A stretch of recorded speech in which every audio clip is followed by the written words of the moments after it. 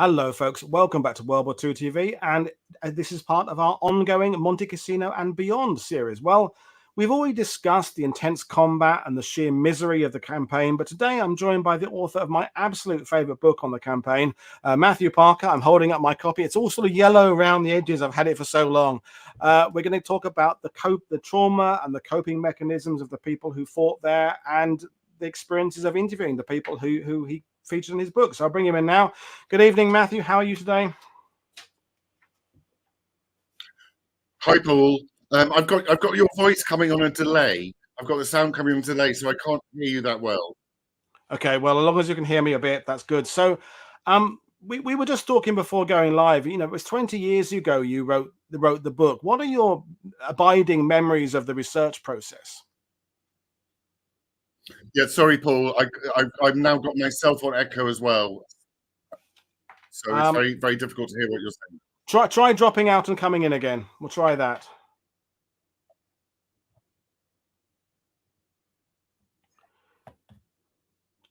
Is any better now?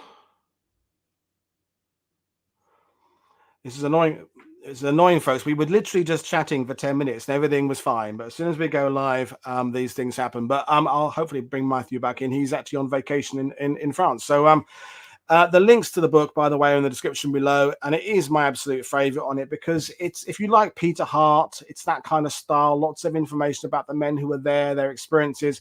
And hopefully we'll bring Matthew back in now, and we'll carry on. But I hope you're enjoying this series. We've got more shows to come. We're going to look at the Polish involvement later on in the series. We've still got deeper dives on some of the American units, the 36th Division, some of the armored units. There's more shows I'm still trying to schedule, which will be fantastic. But right now, I'm just going to hope that Matthew comes back in because I can't keep filling in like this. Although we always remind you, don't forget to click like and subscribe and share what we're doing on social media. Well, I think he's back. Are you back? Are you back? Are we got loud and clear signal now? Paul, this isn't working. I'm really sorry. I can sort of just keep talking. Okay. We got the sound going around in circles. Okay, well, keep talking. We'll try that. Yep.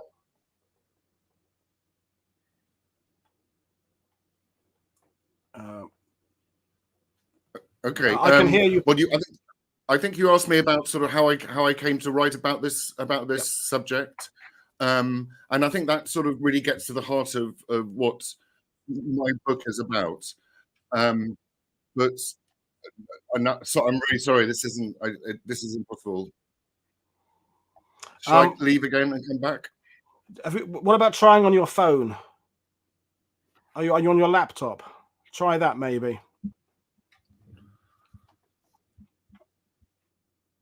Sorry about this, folks. It was working fine 10 minutes ago.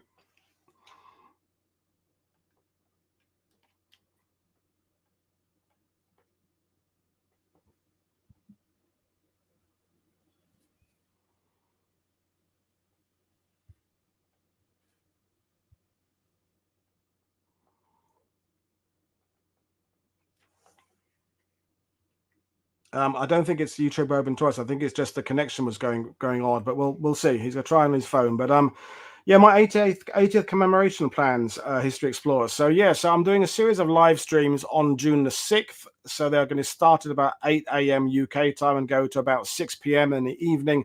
I'm getting involved in a gathering of historians. So I'm going to have various guests on June the 6th. Nick Hewitt, he's going to come on and talk about his D-Day Sailors storybook. Garrett Graff, he's an American author. He's going to be talking about his new oral history of D-Day. Maybe Niels is going to come on and talk about the German units and the book he's just written. Who else is coming on June the 6th? Oh, the Finest Hour Project. Joseph Quinn is going to come on and talk about that first. I still don't know what's happening or in terms of media work for me around June the 6th. There may be things going on. Oh, Matthew's back. Just written. Who else is coming on June the 6th? Oh, the Finest Hour Project. Joseph Quinn is going to come on and talk about that first. I think, Matthew, you've got YouTube open again. Maybe if you've got another window with the show playing, that might be what's happening.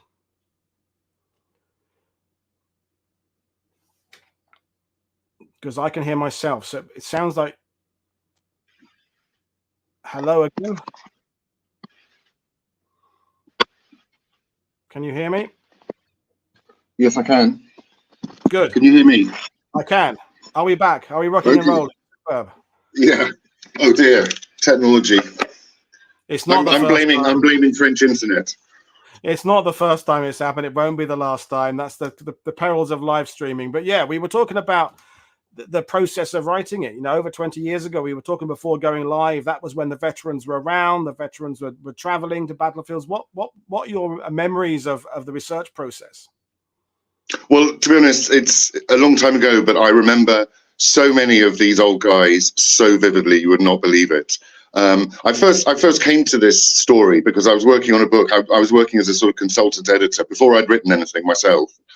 A book called War of Nerves by Ben Shepherd, which is about military psychiatry from the American Civil War through to Vietnam. Fascinating book, really interesting subject, of course. And I came across this mention of Cassino, and what he said was that because the fighting was so static, in complete contrast to what had been happening in North Africa, the young American psychiatrists could get for the first time right to the front line. And what they discovered there, they reported, was absolutely shocking.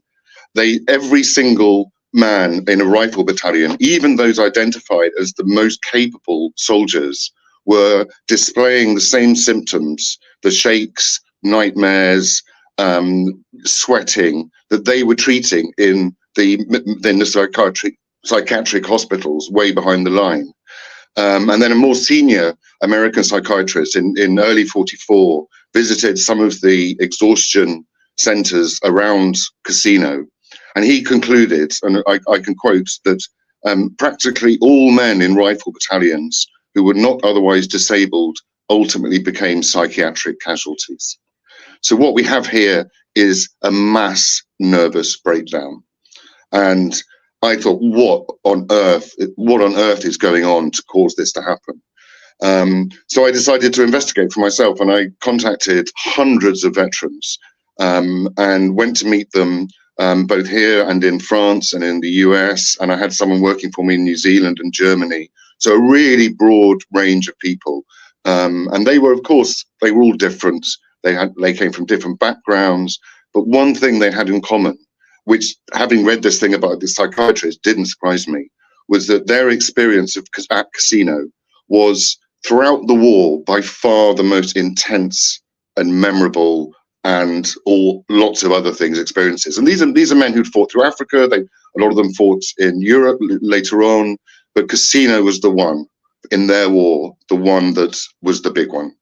And the emotions that came out. A lot of these old guys, a lot of people, maybe we'll talk about this a bit later, a lot of people at the end of the war just sort of shut it all down. And a lot of these guys, they were all in their sort of 80s. I mean, this is 20 years ago. And so a lot of them, most of them, for obvious reasons, were the young, they were in their 20s or even younger. And so they were the junior guys. So what I was hearing was the voice of the foxhole, not the voice of, the headquarters behind the lines, or the staff, or the senior people. I think the most senior person I got hold of was a major. He was the most senior officer, but most of them were kids at Cassino. And the emotions that came out, a lot of them, as I said, have bottled it up, and they were speaking about it for the first time.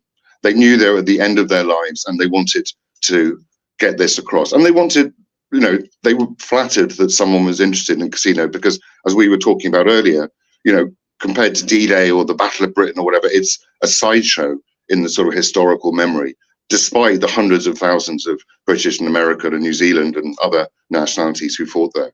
So it was a fantastic experience. And I hope if we've got time, I'll share some of their stories with you and the viewers. No, definitely. And I mean, I think one of the things that's come up in the shows we've done so far in this series is that there was a distinct lack of technology. Technology is being saved and stored for operational overlord. So there was a sense that the campaign there was a bit of a blunt instrument. People, you see references to Gallipoli and the Somme, and it's like the Western Front, and the weather didn't help. The interminable mud and freezing nights and hot, dusty days. But during your process of speaking to these guys, did you come to a conclusion as to why they believe Monte Cassino was the worst? Obviously, they're all different individuals that had different experiences, the Poles, the New Zealanders, the Americans. But was there an overriding factor you think they all shared? Yeah, I think you have to sort of back up a little bit from the Cassino battle itself and go back to the invasion of Italy, or even before then, but Sicily. But then you've got the near disaster at Salerno, and you've got this appalling decision with hindsight to invade Italy from the south. Just you don't do that. As Napoleon said, Italy's a boot, you go in through the door. I'm sure your viewers have heard that before. And you had this appalling, the worst winter in memory in Italy. And you've got these huge mountains, you've got these rivers, and you've got some very skillful and determined defenders that you're fighting against. And even before they got to Cassino, these armies, they were in a pretty poor shape. There was, one division, the 36th Division, had something like 100% replacement rate. The Americans, I think they'd had 40,000 battle casualties, but by the time they got to Cassino, they had 50,000 men off sick, which is obviously a clear sign that morale is in a very bad place. The British, probably even worse, they had 20,000 deserters by the time, on the trot, as they called it in Italy. And there is a factor, if you compare it with Africa, it's much easier and much more sustainable to desert in Italy, where you can, there's a lot of Italian families with their menfolk away who quite happily have a man in to help with the farm or whatever. And that's not the case in Africa. But even so, this is an indication that morale is low. And you talked about the sort of Somme and Gallipoli. I mean, and there's an interesting comparison, I think, between, and this is a very important point about why this was such a ghastly experience and why there were so many tragic failures in the course of the four battles, is that there's been a big change since the First World War. I mean, I think talking to people, they would say, a Canadian soldier said, "Who the hell dies for king and country anymore? That crap went out with the First World War."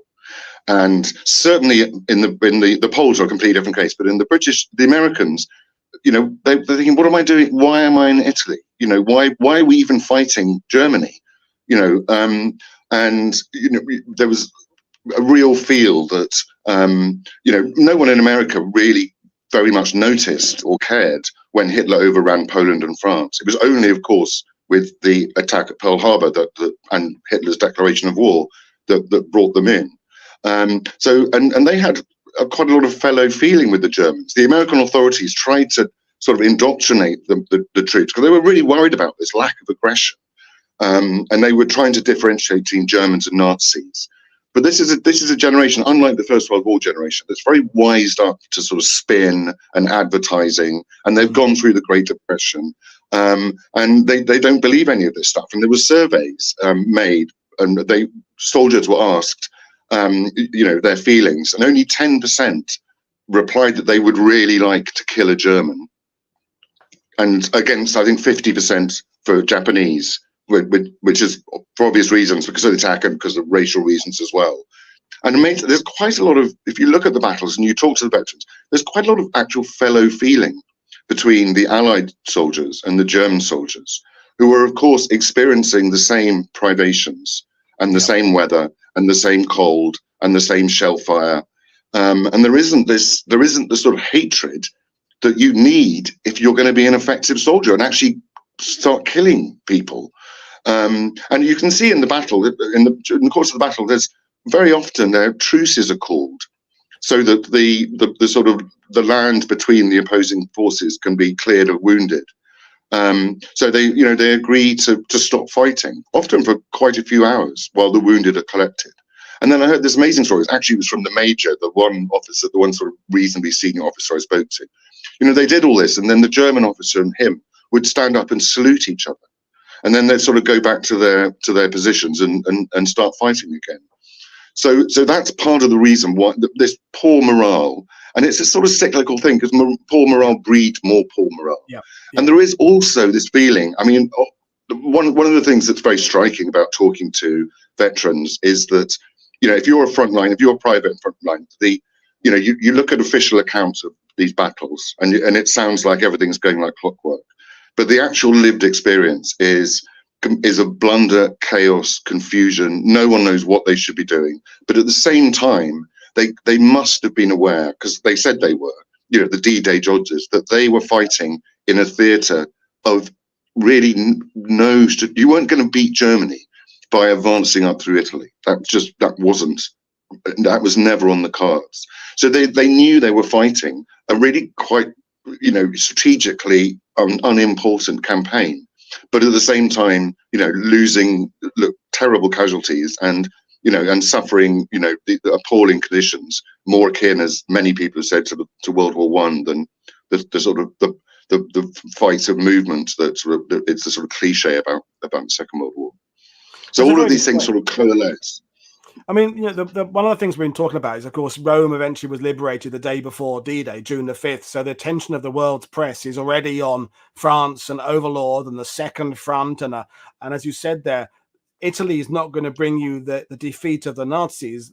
France to Germany is going to bring about that. And if you're landing on D-Day in Normandy, you can kind of feel that the road you're taking is leading to Berlin. I mean, kind of via Paris and lots of other places first. But all the roads in Italy just lead to the bloody Alps. And what are you going to do when you get to the Alps? You know, you're going to get through Austria. You're going to get, so we know that Churchill was finding it difficult to sell the idea to the generals. So no wonder the generals are finding it difficult to sell the idea to the men in the armies below them, because they were struggling with the whole concept themselves.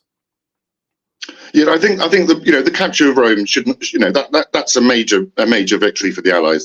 But we must remember, Italy had already surrendered. In fact, it changed sides.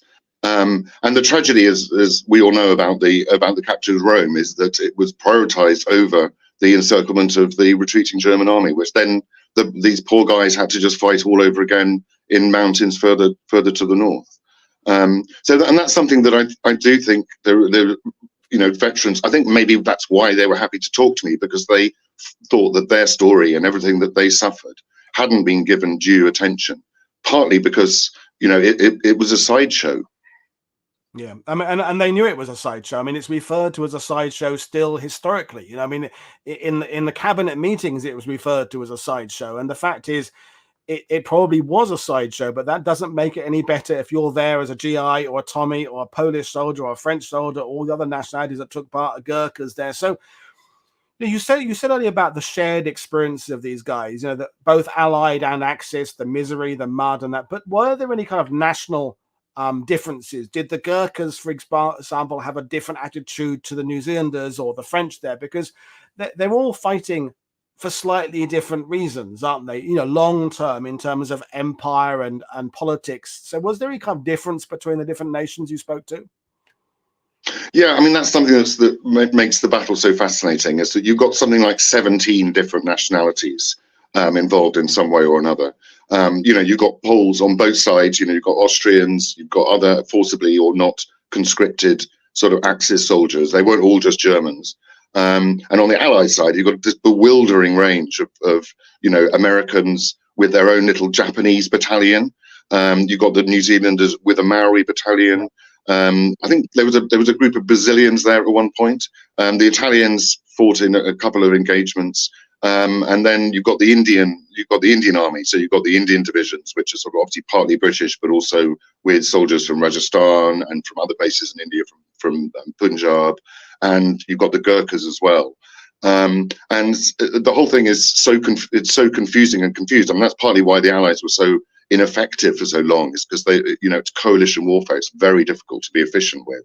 But there's stories that I heard of sort of Gurkhas who, you know, as we know, it's a profession that gets you out of the village in Nepal, the very poor village. But there was one who said that he was actually on a boat heading towards Egypt. And he didn't even know that a war had started.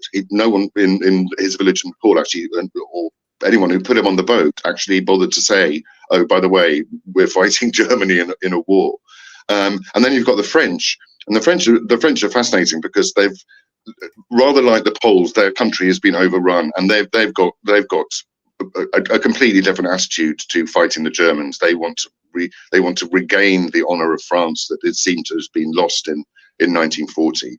and they're offering these North African soldiers from Tunisia and Morocco, the Goumier, who are probably almost the most effective soldiers during this campaign. And that's because they're hardy from their mountainous background, but they're also sort of very brutal and brutalized, rather like some of the more Nazified German units, you know, who have been indoctrinated from the age of 4 or something into sort of militarism. And so you could compare, I mean, the striking contrast between those sort of people and the Poles, who have serious vengeance in mind, and the sort of civilian soldiers from America and from Great Britain, who are just waiting they just want to get home and go back to their normal lives, you know, as dustmen or milkmen or, you know, factory workers or whatever they are. So you can use it as a sort of case study in what makes a good soldier. And my conclusion was, the more brutal and brutalized you are, the more effective you are as a soldier.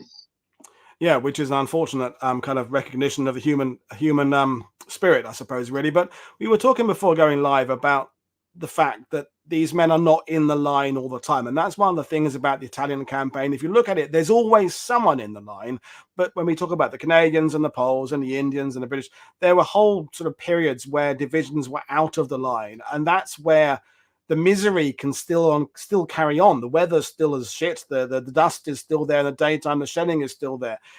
How did the men you spoke to cope with that downtime?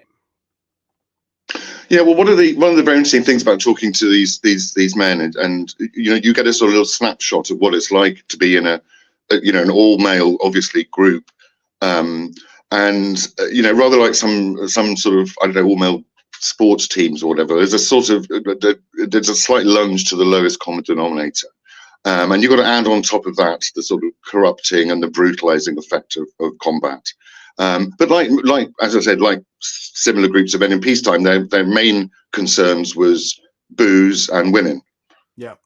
So I was actually sent, a New Zealand veteran, actually subsequent to me publishing my book, sent me the recipe for, well, mainly they drank in Italy. Obviously, there's a lot of wine around. They drank what they called vino, which was described as very rough red wine, and vermouth, and also something like this. This is the recipe for plonk. The ingredients: 6 pints old purple grapes no one will eat, 1 pint triple distilled wood alcohol, I'm not quite sure what that is, 1 pint of well-fermented tea leaves from old brew-ups. Method: pour the ingredients slowly into a leak-proof jerry can, leave it on the truck well forward with the water cans, forget about it till the time comes to test it. Testing the brew: when you notice a trickle of purple coming out from the front of the truck tray, your brew will be ready. Warning: since the brew has eaten through the jerry can, it's capable of taking the enamel off your teeth. 2, 1 sip may make your hair stand on end. 3, if you light yourself a smoke, you may go sky high. So I've not tried to replicate that recipe, but that sort of slightly light-hearted thing aside, there's of course a much darker side to this. I mean, men drank out of boredom out of the line, but also in the line. One German casino veteran who I got to know pretty well, he said that he just drank all day, and all his companions drank all day because they believed it would make wounds less painful. And I heard another story from a New Zealander who one of his company had got so drunk that he had drowned in a puddle, just lying face down. And so, and the whole thing with the women as well has got a sort of, you know, a very dark side.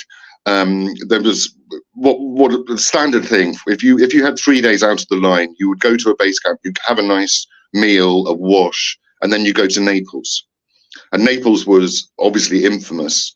You know, the Bay of Naples is a beautiful place, but actually it was in an absolutely appalling state. And something like a third of all women between the ages of sort of 14 and 50 were working as prostitutes. And a lot of the men who would never have considered doing something like this at home did participate in this. Something like, I was told about, in most units, about half the men would go to a prostitute. And one described it to me, and it just sounded the most dispiriting just awful experience. You know, he got drunk with his mates, and then one by one they'd be taken upstairs. And the poor girl, she just wanted it over as quickly as possible. He kept his boots on, and he sort of came back down, drank some more, and just was filled with sort of self-disgust and sadness. And then the next day he was back in the line at Casino. And that's the sort of thing that, you know, maybe because some of these people were right at the end of their lives, they would tell me things that they wouldn't necessarily tell, you know. It's almost like a sort of confessional. You know, I've heard of stories of, I mean, there was terrible looting mainly by the Americans, actually, of anything they could lay their hands on, sort of food, wine, any sort of supplies, and to the extent that the Germans started booby trapping all this stuff as they retreated, you know, so you could have a nasty surprise if you picked up a bottle of wine or a loaf of bread. And then there was the sort of you know, any German prisoners would be stripped of any cameras, pistols, insignia, belt buckles. All of this stuff was hugely in demand, and it became a verb to souvenir. You know, oh, well, I've souvenired this, and then it would be sold to people behind the line who were desperate to get hold of a pistol or something like that. And one of the favourite things to do was to take the name tags that the German soldiers, the sort of identity tags, and this is perhaps why, you know, if you go to the German cemetery at Casino, where there's a lot of it's sort of 3 to a grave, and a lot of the gravestones are just Ein deutscher Soldat, yeah. Ein deutscher Soldat. Because they were unidentifiable. Probably other reasons as well, but partly because of that. And this was a sort of part of the sort of, you know, I'd expected talking to these veterans to have a sort of feeling of pride in, you know, that they'd won the Battle of Monte Cassino, but it just was really hard to find. Maybe because, you know, it was such a Pyrrhic victory, but also just because of the whole thing was just degrading and demeaning and depressing. You know, and a lot of them, you know, felt guilt and shame. You know, even what it was 60 years later. I was really struck by that talking to these people. And that's a really good point about the guilt and the shame, because it came up with Glyn Harper yesterday about the probably the unnecessary bombing of the casino or the monastery, which I include in my video at the beginning of this. And yeah, and there is a hell of a lot of destruction around there. The towns there were absolutely leveled, and the dust just made it look worse. And I don't think many of these soldiers are getting a sense of liberation. I mean, again, I'm living in Normandy, so most soldiers who came through Normandy, there were towns where the French girls and the children would come out and they would wave flags, they would be grateful. You don't seem to get a lot of that in the Italian campaign. The Italians, as you said, they've been on the change sides not that long earlier. Lots of devastation. So there were very few positives if you were an Allied soldier in Casino. And as you said, the same for the Germans. I mean, the Germans didn't quite know why they were defending it as well militarily. So no one had a sense of why they were there. And that must have just added to their, you know, when you met these guys, it was 50 or 60 years later. So do you think that when they were talking to you, that it was kind of a cathartic process for them? I hope so. I mean, I did have some feedback from from sort of family members, and often, as I might have said before, often I'd be doing the interview, and a daughter or a granddaughter or a grandson or whatever would sort of sneak into the little sitting room and say, "Do you mind if I listen to this?" Because he's never ever spoken about this before, and also the sort of confession of weakness that they did as well. You know, they would.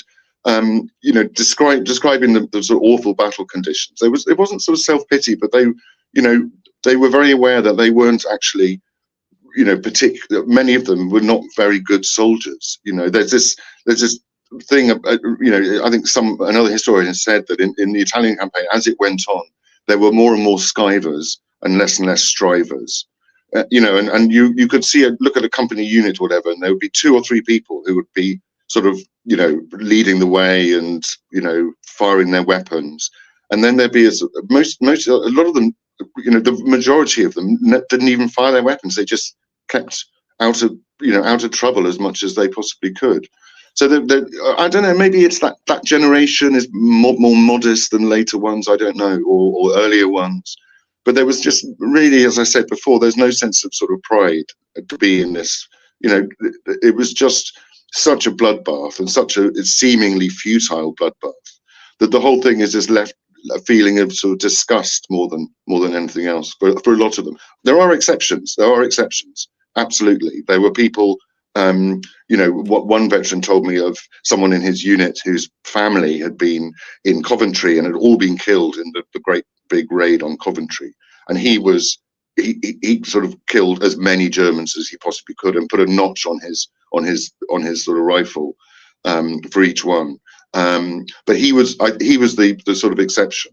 And of course the Poles as well, who were they didn't want to hang around. They just wanted to just get straight in there and kill as many Germans as they possibly could, which actually didn't make them very effective soldiers. And they got, as I'm sure everyone knows, they got absolutely slaughtered trying to take the monastery right at the end of the fourth battle.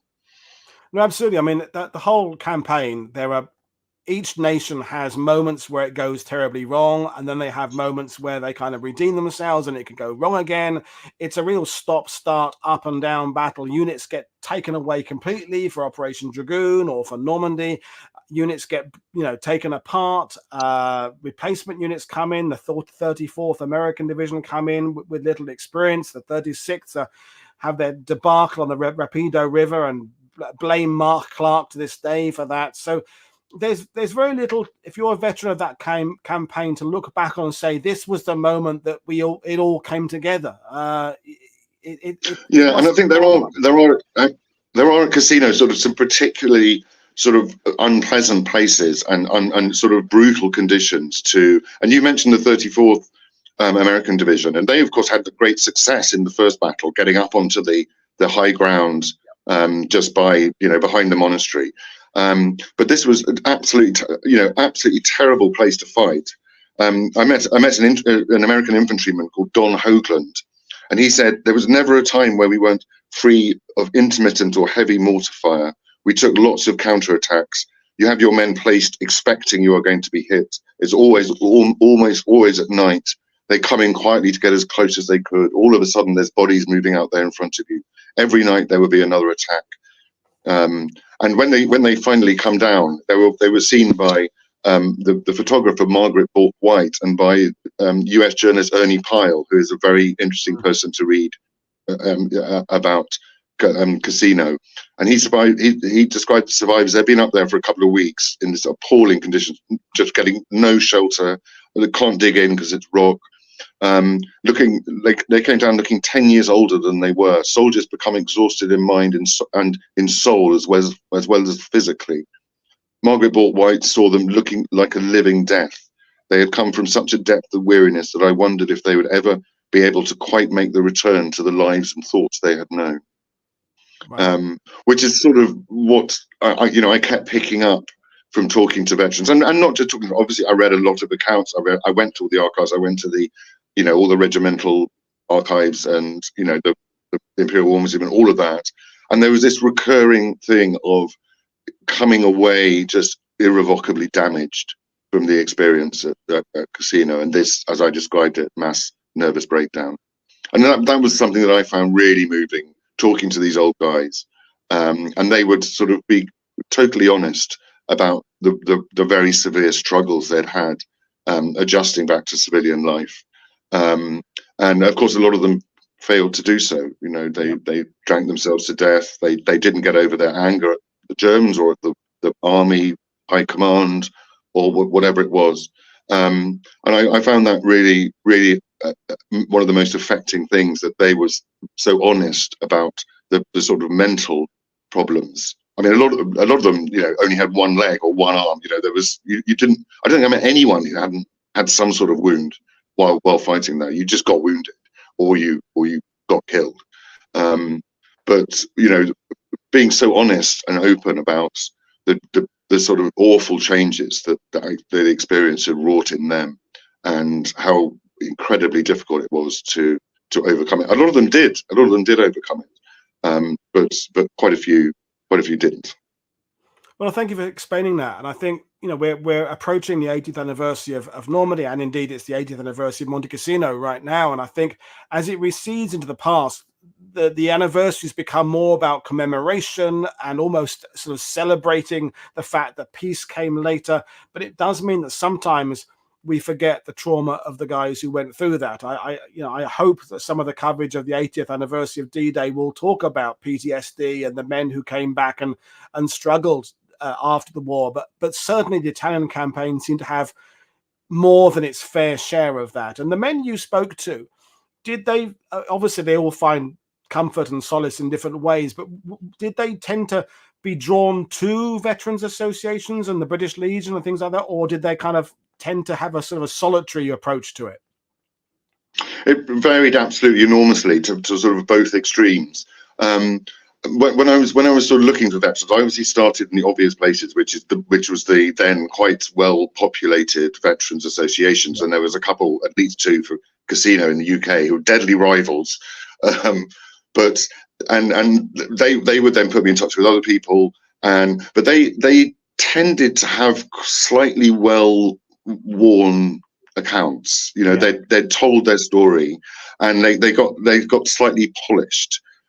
So when I really wanted to sort of get beyond that core community, and so what I did, and it sounds weird now, but I wrote the same letter to hundreds and hundreds of local newspapers in the UK and in America and in other places as well. Just an appeal for, you know, if anyone's got letters or diaries or would like to be interviewed or something.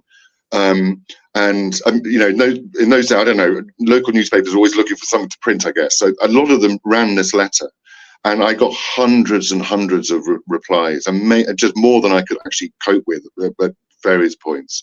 And a lot of them were actually from family members. So my father, you know, well, here are some letters, or my father's, you know, would love to speak to you, and they were sort of encouraging it, I suppose, in a way.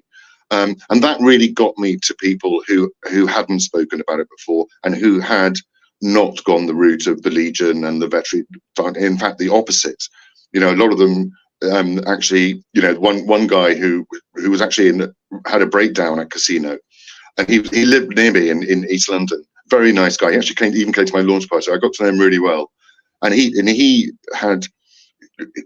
was an engineer, and the pressure on the engineers with the mines, it was a minefield nightmare, and you know, incredibly draining psychologically as well as physically. On one occasion, he was on his own. He was by the Rapido River, and he was pumping water from the river into cans and putting in sort of pills of some description, and then they were being carried away to the soldiers who obviously needed water.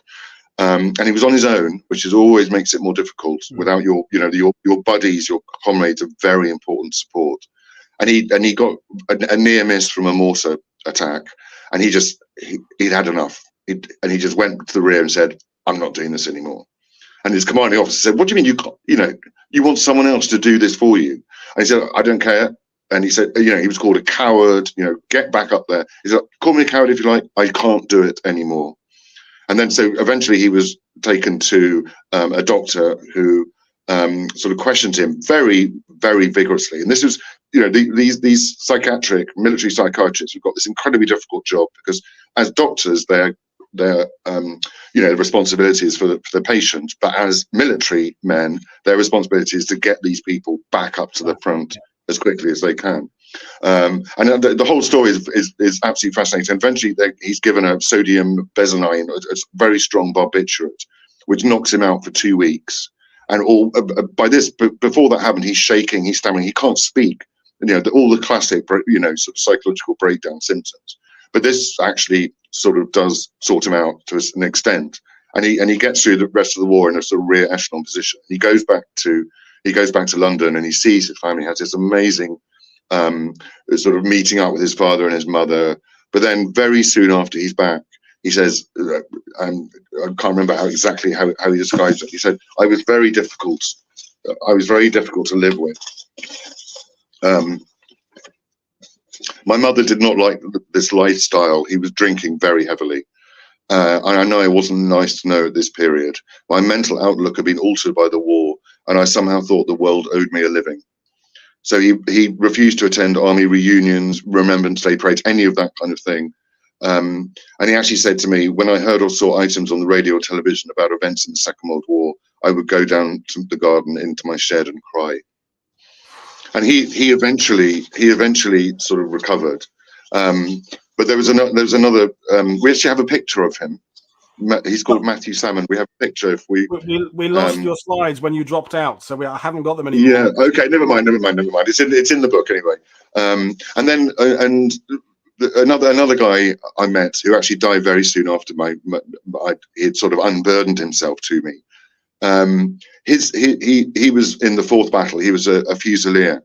And this is a classic example of, you read the official accounts and then you talk to someone who was there and they are not the same. You know, he was crossing a river, and river crossing is a sort of recurring nightmare of the casino story. And you know, it was just complete confusion. But there was mist from the river mixed with all the smoke from all the artillery, and you just couldn't see a thing. And they ended up walking around holding the end of the bayonet holder of the man in front in order to try and actually find out where they should be going. He was a Bren gunner, but couldn't use his Bren gun because he could easily shoot one of his own men.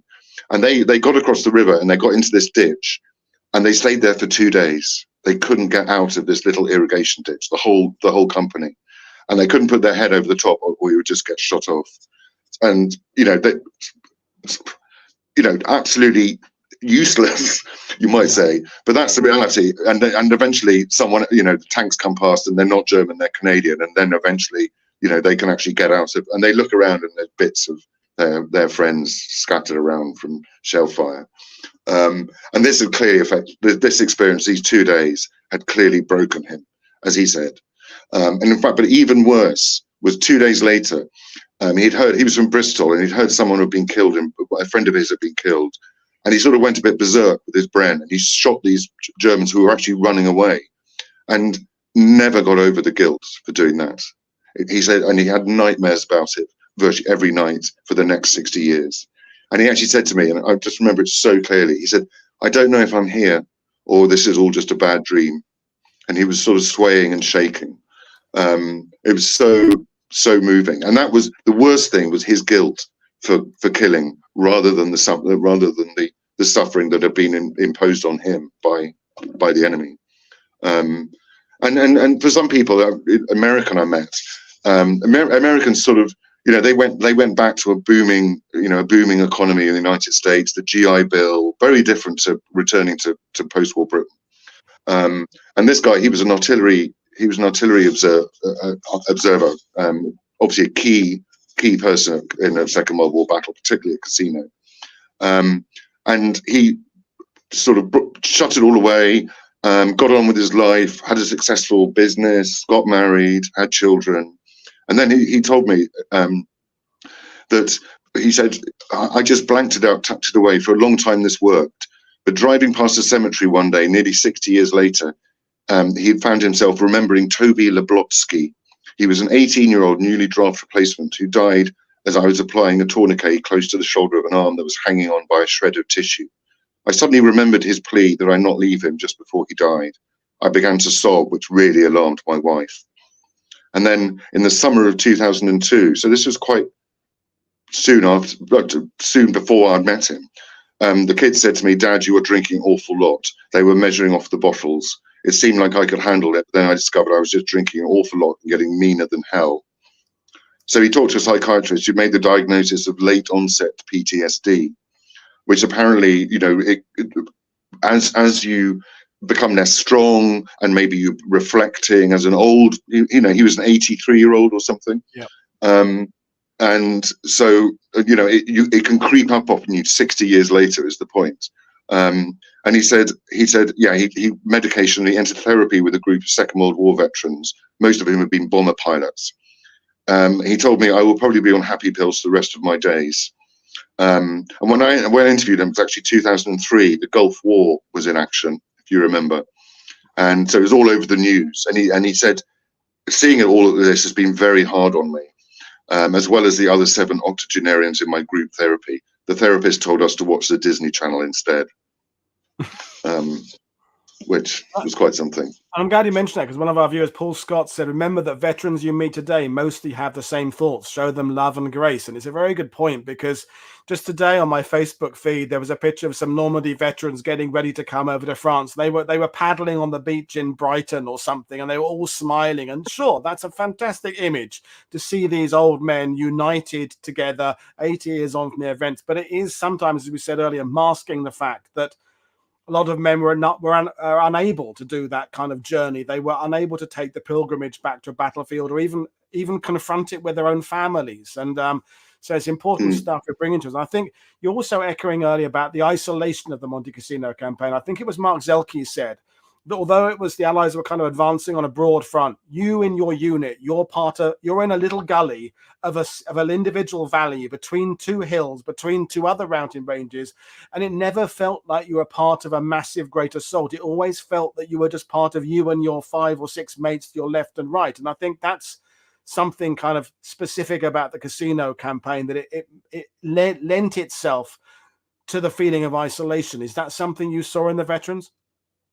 Yes, absolutely. But I think just going back to the sort of, people who do make pilgrimages, there is a lot to be said for sort of sustaining the companionship that was so important when they were, during the war. And lots of people do, get strength from that. And I was struck by some of the veterans that I met said, actually, Cassino, that was the most exciting time of my life.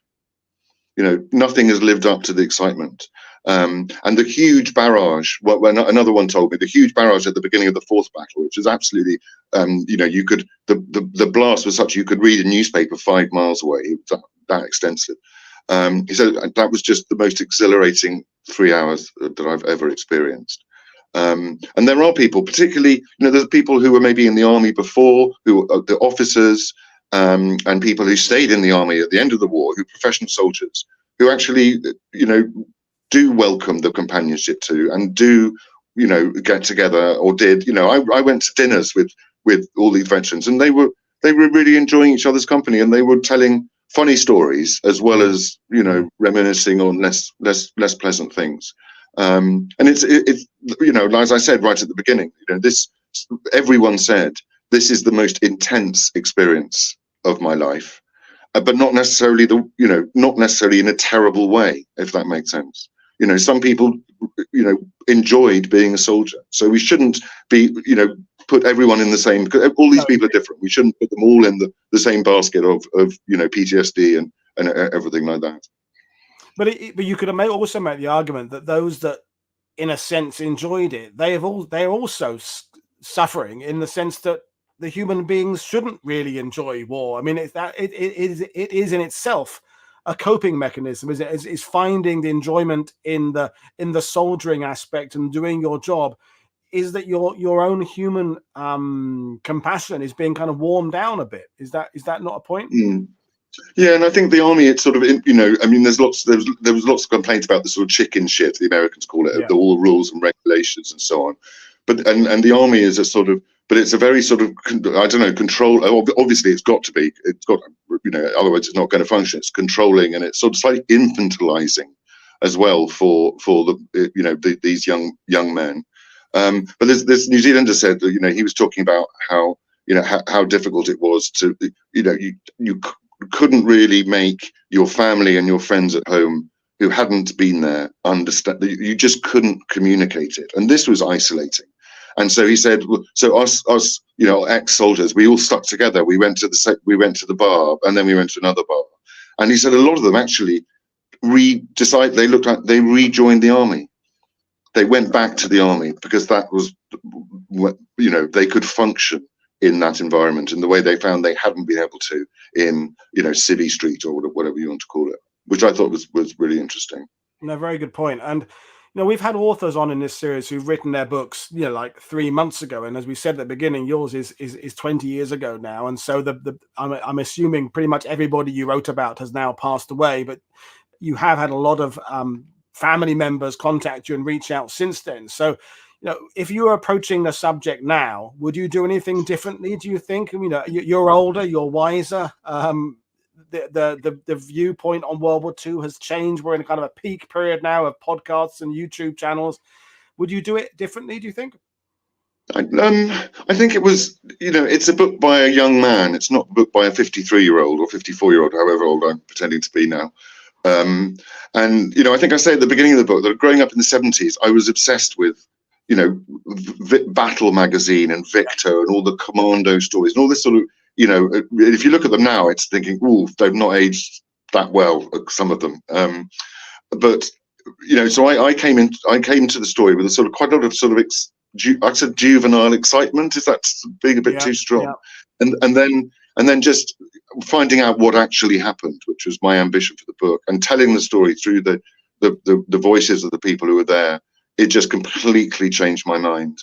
And I think this is I think Monte Cassino is a particularly unheroic episode, but certainly any ideas that I might have as a teenager, say, or as a child, entertained about war being in any way sort of glamorous or heroic, then they were utterly dispelled by writing this book. And I couldn't write another book about the Second World War. It would be too much. But one of the it was very, very moving, the responses I had. I mean, at one point at the end of the book, I'm in the British cemetery, where you have the only cemetery where they have little sort of things at the bottom, little sort of comments. Yeah. And one of them, I'm not going to find it now, but one of them is something like, I listed two of them, and one was, beloved husband of so and so, and wife of Heather, and loved father of Heather and baby Ruth. And I listed another one as well, and all of the people, baby Heather and baby Ruth, got in touch with me and says, "That's us. Wow." Which was amazing. And the front cover of the paperback, which you I don't think you have there, has some 4 soldiers on, and they've been claimed, each of them about 5 times by different people. All like, that's my uncle, that's my grandfather, and they're all wrong because they're actually Poles. But anyway, real engagement. I think the most sort of rewarding for me letters that I've had, and there's been a number. Saying, oh, my father or my grandfather's no longer with us, but he was at Cassino, and now I've read your book, I realise why he was like how he was. Mm. I mean, and that's you implying, can't I mean, yeah. So that was, Sorry, we're talking over each other now. I was going to say, because you didn't return to World War II. You've written about the Panama Canal and Empire and different bits and pieces. But, I remember the Australian journalist and writer who lives in Paris, Paul Ham, who wrote his book on the Sandakan death marches and doesn't want to come on a show and talk about it because he said writing that book was almost the worst experience of my life, having to go through the misery of these people. And the last thing he wants to do is talk about it. And I think it's been important to have you on today to remind ourselves that the Monte Cassino campaign isn't just maps being moved on arrows being moved on a map. It is, or was, for those who fought through it, one of the most monstrous, horrific, but yet also exciting moments in their lives. So any other individual stories you came across that stay with you 20 years on?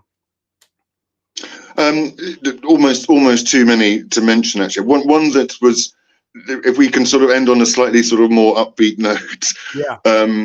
Coming across this guy called Robert Fretlaw, who had been a German in the German Parachute Regiment, which was described by General Alexander as the finest soldiers in the world. And anyone who knows the story knows that they were the Green Devils of the Cassino, were just as fighters were absolutely awesome. And he was wounded right at the end of the 4th battle and was taken to the monastery to which was serving as a sort of very makeshift hospital stroke morgue by this point. And of course the Poles come in, Lieutenant Gerbiel, and the Germans, they see the eagles on their uniforms and they realize they're Poles and they think, right, we've had it now, they're just going to kill us. But they didn't, and Fretlaw ended up as a POW in Yorkshire, and then at the end of the war he was sort of put to work. A lot of POWs were sort of put to work on farms and stuff, and he fell in love with the local girl and stayed in Yorkshire for the rest of his life. And at one point, I think in the sort of maybe the 70s or 80s, there was a program on West German television alleging that the Poles had murdered wounded Germans in the monastery. which is obviously a very serious allegation. And then so Fretlaw sort of, says, hold on, and he puts himself forward and says, look, I was there. This is not true. They didn't. And then through that, he gets to meet Lieutenant Gerbiel, famous as the man who was the Pole who raised the flag above the abbey. And they became friends, and they met up, and they pledged. They said, "Oh, Poles and Germans, we must never ever fight again." And they met at Cassino, and that was a sort of and Fretlaw was a lovely guy, really funny, really warm, and very open about how his indoctrination and everything else, and how brutal because they were the most Nazified of all the services, the parachute regiment. But the story ends with him and Gerbiel as a reconciliation, which I was really pleased to discover that. No, what a wonderful story. And that idea of the fact that these people went through a shared experience, whether they were on the Allied side or the Axis side, or indeed an innocent civilian watching it all from the ruined cities. The shared experience is something that is important to convey now. And we have friends who are out in Monte Cassino right now, building bridges and organizing history conferences and trying to remind people that life did go on. The abbey was reconstructed, and we had Daniela on earlier this week talking about the tours she takes around there and how it's important to bring people back and use these terrible experiences to somehow kind of find some positive out of them. So I'm glad you ended with a high note there. So I think we'll end things there because we're worried about technology failing again. But it's an absolutely fantastic speaking to you, Matthew, because I said at the beginning, it's been one of my favorite books. It's been a huge pleasure, Paul. I'm sorry if the rather confusing thing. I probably could have pressed on, but I probably would have gone mad by about half an hour in, hearing the voices going round and round. We got it sorted out. So Matthew, again, thank you very much. And folks, I'll hold up my copy of the book. The link is in the description below. You can find it at your favorite bookstore. A few people have said they already own copies. People checked their shelves and said they had a copy and they forgot they had a copy. So that's good, but no more sales. But you'll get a few, I hope so. Thank you, everybody. I'm back again tomorrow. Earlier time tomorrow, we're talking to Jared Frederick and an 8th Air Force veteran at 100 years old. So I've been looking forward to that. So that'll be fantastic. So see you all tomorrow. This is Paul Woodadge for WW2TV saying enjoy the rest of your day. Cheers, everybody. Bye.